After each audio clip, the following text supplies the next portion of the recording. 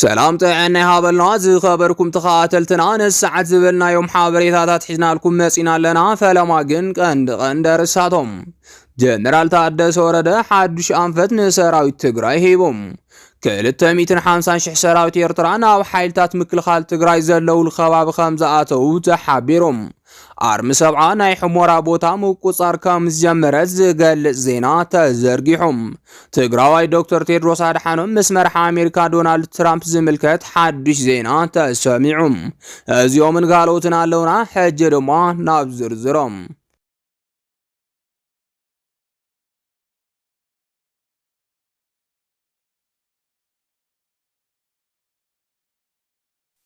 جنرال تادس ورده حدش أنفت نسراويت تግራይ ሂቦም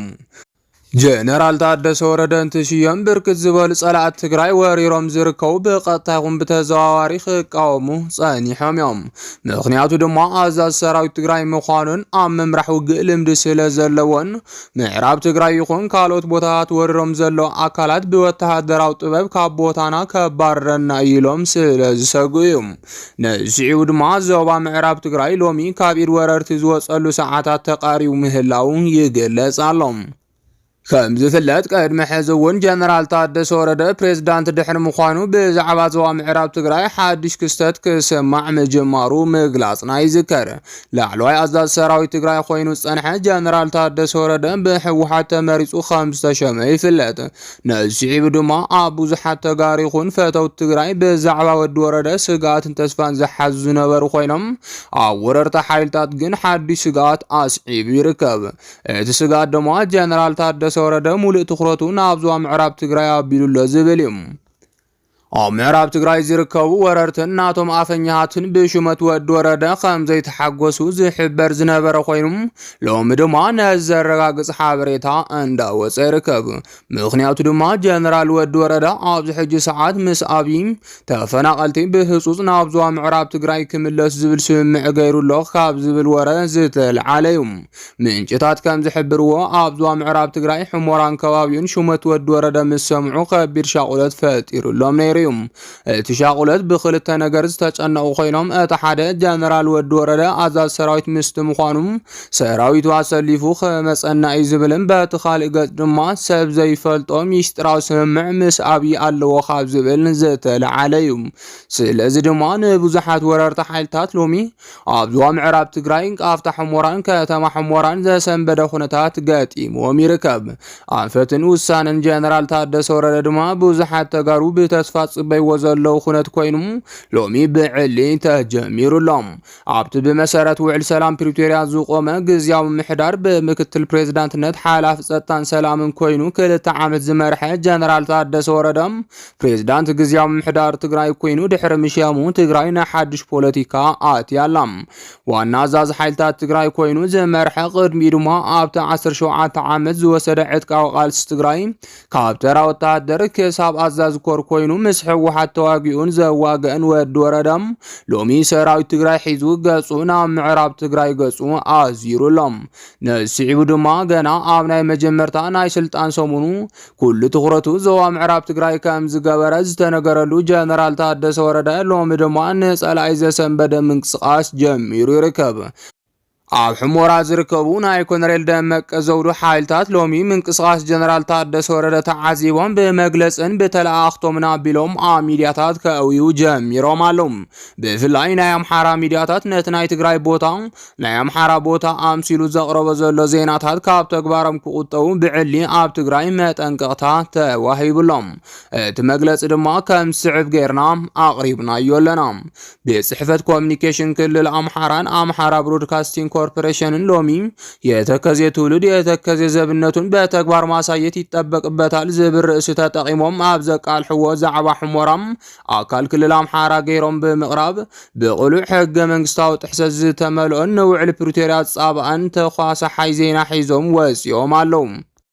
እዚ ተግባር ተራ ነገር ዘይኮነስ ኮነ ተባሂሉ ሕገ መንግስታዊ ግዝኣት ትግራይ ኣካል ክልል ኣምሓራ ገይሮም ናይ ዝሓለፈ ከይኣክል ብተደጋጋሚ ቀፂሎም ልለው ክብል ይገልጽ።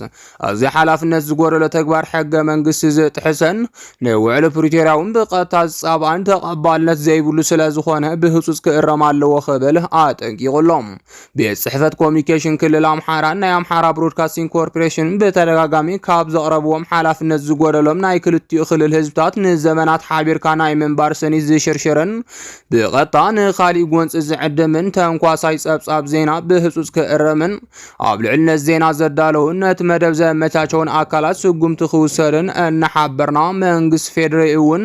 ኣብ ልዕሊ ከምዚ ዓይነት ሕገ መንግስታዊ ጥሕሰት ዝፍጽሙ ትካላት ሕጋዊ ስጉምቲ ንክውሰደሎም ንጽውዕ ክብል ቤት ጽሕፈት ጉዳያት ኮሙኒኬሽን ትግራይ ናይ መወዳእታ መጠንቀቕታ ኣውፅኡሎም።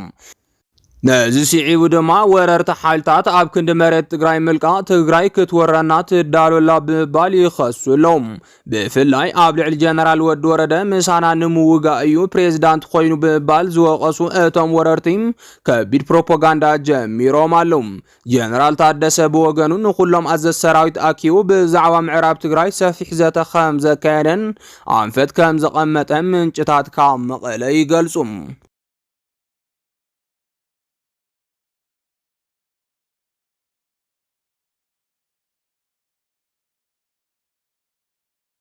ክልተ 150,000 ሰራዊት ኤርትራ ናብ ሓይልታት ምክልኻል ትግራይ ዘለውሉ ከባቢ ከም ዝኣተው ተሓቢሩ። ኣባላት ሰራዊት ትግራይ ኣብዚ ሕጂ ሰዓት ሓድሽ ምንቅስቓስ ከም ዝጀመሩ ዝገልጽ ዜና ምሕባርና ይዝከር። ብፍላይ ኣብ ስደት ትርከብ ኣርሚ ሰብዓ ኣብዚ ሕጂ ሰዓት ካብ ኩለን ኣርምታት ትግራይ በሊፃ ተዓጢቓ ከም ዘላን ብሓይሊ ሰብን ኣጽዋርን እታ ዝበለጸት ምዃናን እንዳተሓበረ ይርከብ። ብመሰረት እዚ ድማ ካብ ዝነበረቱ ከባቢ ደፊኣ ብምምጻእ ኣብ ወሰናወሰን ትግራይ ናይ ትግራይ ቦታታትን ክትቋጸር ጀሚራላ። ብፍላይ ካብ ዝሓለፈ ዝቐጸለ ኦፕሬሽን ኣርሚ ሰብዓ ወሳኒ ዝበሃሉ ቦታታት ኣብ ሕሞራ ከም ዝተቋጸረ ዝተሓበረ ኮይኑ ኣብቲ ቦታ ዝነበሩ ናይ ደመቀ ዘውድዑ ጥቃት ድማ ብዘይውግእ ለቂቆም ገሊኦም ኣብ ከተማ ሕሞራ ብጭንቀት እንትእከቡ ገሊኦም ድማ ናብ ጎንደር ተጓዒዞም ኣለው። ተላኽቲ ኣብይ ኮይኖም ብናይ ፌደራል ድጋፍ ኣብ ዝርከቡ እዞም ወረርቲ ሎሚ ኣብይ ኣሕመድ ከይክሕዶምን ልክዕ ኣብ መቐለ ኣብ ልዕሊ ጌታቸው ዕልዋ እንትፍጸም ስቕታት ዝመረጸ ሎሚ እውን ኮሎኔል ደመቀ ሰራዊት ትግራይ እንትመጹኒ ስቕታ ክመርጽ ዝብል ስጋት ኣሕዲሩሉ ምህላውን ተሓቢሮም። ብመሰረት እዚ ድማ ምጽጋዕ ኣርሚ ሰብዓ ስዒቡም ብርክት ዝበሉ ናይ ተከዘዘብ ተባሂሎም ብኣንፈት በረኸት ዝነበሩ ዕጡቋት እቲ ዝወረርዎ መሬት ለይቆም ክወጹ ጀሚሮም ኣለው። ሰመዝ ኮይኖም መሬት ትግራይ ዘመሓድሩ ዝነበሩ ናይ ኮሎኔል ደመቀ ሰባት ድማ ወሳኒ ዝበሃል ንብረቶምን ስድሮኦምን ናብ ጎንደር ምጉዓዝ ተታሒዞም ኣለው። ኮሎኔል ደመቀ ዋላ እኳ ትማሊ ዝሓዝናዮ መሬት ይትረፍ ክንለቅቕ ገና ካብ ትግራይ ካሕሳ ክንሓልተት ኢና ዝብል መግለፂ እንተውፅኦም እቲ ሓቂ ግን ኣብ መንጎቶም ኣመራርሓ ሽብር ኣትይዎም ኣሎም። ብዝኾነ ይኹን ኣጋጣሚ ድማ ኣብ ኢድታ ኣርሚ ሰብዓ እትበሃል ኣርሚ ትግራይ ከይወድቕ ይጥንቀቕ ፍርቂ ልቡ ኣብ ጎንደር ገይሩ ከም ዘሎን እንዳተገለጸ ይርከብ። ብፍላይ ናይ ኣብይ ተለኣኸ ምዃኑ ስዒቦም ምስቶም ኣንጻር ብልጽግና ኢና ዝብሉ ናይ ፋኖ ዕጡቋት ከምኡ እውን ናይ ሻዕብያ ሓይል ታት ከም ዝተባኣሰ ይሕበር ኣሎም። ብመሰረት እዚ ድማ ኤርትራ እውን እቲ ቦታ ትግራይ ክትሕዞ ከም እትደልን ምስ ትግራይን ሱዳንን ንምርኻብ ስትራቴጂክ ቦታ ሕሞራ ገይራ ከም ትወስድን እንዳተሓበረ ይርከብ። ካብዚ ዝተለዓለ ድማ ምስ ኣርሚ ትግራይ ንምርኻብ ዝደልዩ ናይ ሻዕብያ ሰራዊት ካብ ሸራሮ ክሳብ ሕሞራ ኣብ ዘሎ ድንበር ኤርትራ ልዕሊ 250,000 ሰራዊት ኤርትራ ተመዲቡሎ ብምባል እቶም ወረርቲ ይኸሱም። ኣብይ ኣሕመድ ዓሰብ እንትብል መንግስትነቱ ብምዕራብ ትግራይ ዝጠራነፉ ሓይልታት ከይስእን ትኩረቱ ናብ ወልቃይት ክገብር እቶም ወረርቲ ሓይልታት ናይ ዓቕሊ ጽበት መግለጺ ኣውፅኦም ኣለው። ብኻልእ ዜና ድማ ትግራዋይ ዶክተር ቴድሮስ ኣድሓኖም ምስ መራሒ ኣሜሪካ ዶናልድ ትራምፕ ዝምልከት ሓድሽ ዜና ተሰሚዑ። ትግራዋይ ዋና ዳይሬክተር ውድብ ጥዕና ዓለም ዝኾነ ዶክተር ቴድሮስ ኣድሓኖም ሎሚ ኣብ መጽሔት ታይም ኣብ ውሽጢ ዝርዝር 100 ጽዕንቶ ፈጠርቲ እዚ ዓመት ጸሪሕዎም። ኣብዚ ዓመት ኣብ መንጎ ጽዕንቶ ፈጠርቲ ዝተባሃሉ ምስ ዶናልድ ትራምፕን ኤለን መስክን ሽሞም ተኻቲቱ ከም ዘሎ ተሓቢሮም።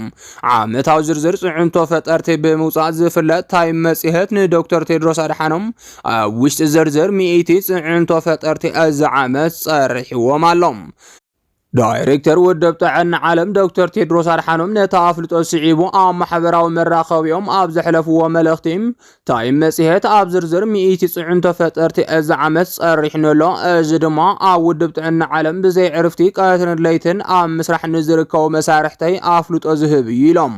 ዶክተር ቴድሮስ እቲ ኣፍልጦ ኣብ ከተማታት ገጠራትን ጎንፂ ኣብ ዘለዎም ከባቢታትን ኣብ ስራሕ ንዝርከቡ ሰብ ሞያ ጥዕና እውን ኣፍልጦ ዝህብ ምዃኑ ብምግላጽ ኩሉ ሰብ ጥዕንኡ ክሕሎ እቲ ውድብ ይሰርሖ ዘሎ ስራሕ ዝድግፍን ኣፍልጦ ዝህብን ኢሎም ኣለው ዶክተር ቴድሮስ አድሓኖም ኣብቲ መጽሔት ብዛዕባ ኣበርክቶም ምስክርነት ንዝሃቡ ኣብ ምክልኻል ሕማማት ልዑል ግደ ዘለዎም ተመራማሪ ዶክተር ላሪ ብሪሊያንት እውን ኣመስጊኖም ዶክተር ላሪ ብሪሊያንት ኣብ ጽሑፎም ዶክተር ቴድሮስ አድሓኖም ዳይሬክተር ውድብ ጥዕና ዓለም ካብ ዝኾኑ ጀሚሩ ኣገልግሎት ጥዕና ዓለም ለውጢ ከም ዘርአየ ምስክርነቶም ኣስፊሮም እዚ ለውጢ ድማ ብመሪሕነት ሳይንሳዊ ዝኾነ ውሳነታት ዶክተር ቴድሮስ አድሓኖም ዝመጸ ምዃኑ ዝገለጹ ዶክተር ላሪ ብሪሊያንት ዶክተር ቴድሮስ ኣብቲ ውድብ ርኡይ ለውጢ ዘምጽኡ መራሒ ምዃኖም መስኪሮም መሪሕነት ዶክተር ቴድሮስ አድሓኖም ሓቀኛን ውጽኢት መሰረት ዝገበረን እዩ ዝበሉ ዶክተር ላሪም ህዝቢ ዓለም ካብ ዝሓለፉ ግዜያት ዝሓሸ ጥዕና ዘለዎ ክኸውን ከም ዝገበሩ ድማ ጽሒፎም ታይም መጽሔት ኣብዛ ዓመት ጽዕንቶ ፈጠርቲ 100 ኢሉ ካብ ዝጸርሖም ውሽጢ ፕሬዝዳንት ኣሜሪካ ዶናልድ ትራምፕን በዓል ሃፍቲ ኤለን መስክን ይርከብዎም እውን ክብል ገሊጹ እዮም ዝኸበርኩም ተኸታተልትና ነሰዓት ዝበልናዮም ሓበሬታታት ነዚዮም ይመስሉ ነይሮም ነመከታተልኩም ካብ ልብና መስገን